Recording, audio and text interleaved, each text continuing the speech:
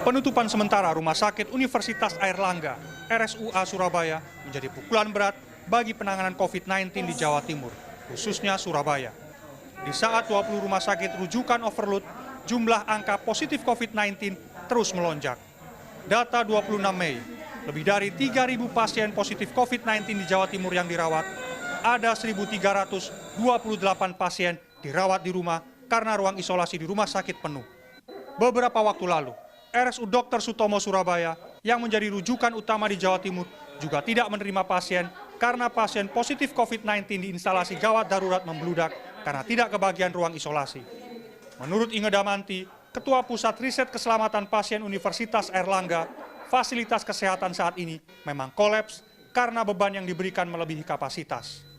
Menurutnya, hal ini disebabkan karena kebijakan pemerintah yang tidak konsisten, protokol kesehatan yang kurang ketat, dan fasilitas kesehatan yang kurang memadai.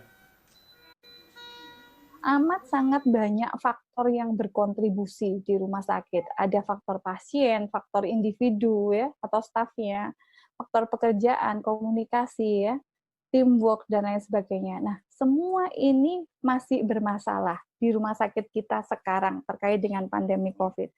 Nah, dengan kondisi yang seperti itu, misalkan dengan dukungan pemerintah yang kurang kuat atau dengan kebijakan dari pemerintah yang ambigu ya, itu akan membuat beban pelayanan kesehatan kita itu semakin berat ya, karena mereka harus tetap melayani pasien dengan APD yang seadanya ya kan, karena itu memang sebagai bagian tuntutan dan profesinya.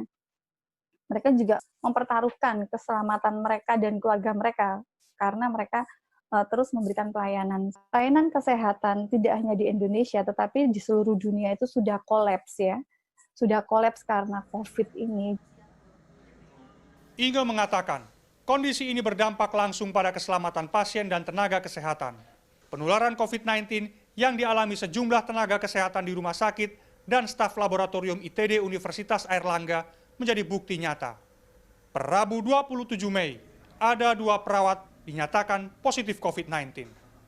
Sementara itu, manajemen Universitas Airlangga mengakui penutupan sementara ini disebabkan karena kurangnya tenaga kesehatan yang tertular virus COVID-19 dan keterbatasan kapasitas rumah sakit. Saat ini, rumah sakit dan laboratorium fokus pada pasien yang dirawat dan mengerjakan sampel yang sudah masuk serta penataan internal.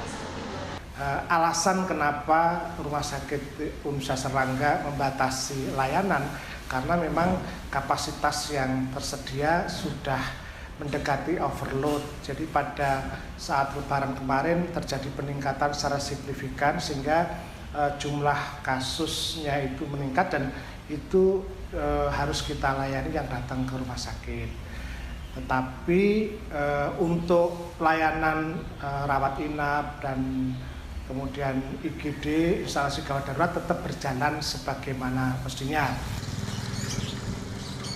Per tanggal 26 Mei, kasus positif COVID-19 Jawa Timur nyaris menembus angka 4.000 dan menduduki posisi kedua di bawah DKI Jakarta. Mustafa Farid, Aga Dipa, Surabaya, Jawa Timur.